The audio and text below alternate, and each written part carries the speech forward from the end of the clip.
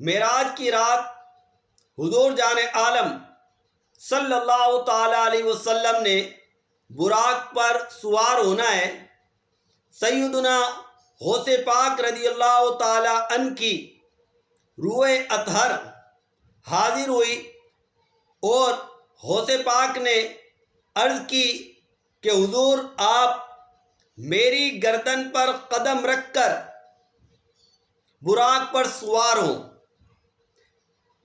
اعلیٰ حضرت امام اہل سنت رحمۃ اللہ تعالیٰ علیہ حرز العاشقین کے حوالے سے تحریر فرماتے ہیں کہ سیدنا محمد الرسول اللہ صلی اللہ علیہ وسلم غوث پاک کی گردن پر قدم رکھ کر براق پہ سوار ہوئے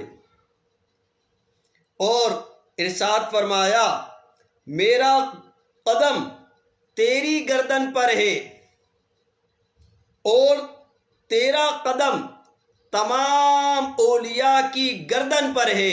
واہ کیا مرتبہ ہے غوث ہے بالا تیرا، اونچوں اونچوں کے سروں سے قدم اعلیٰ تیرا۔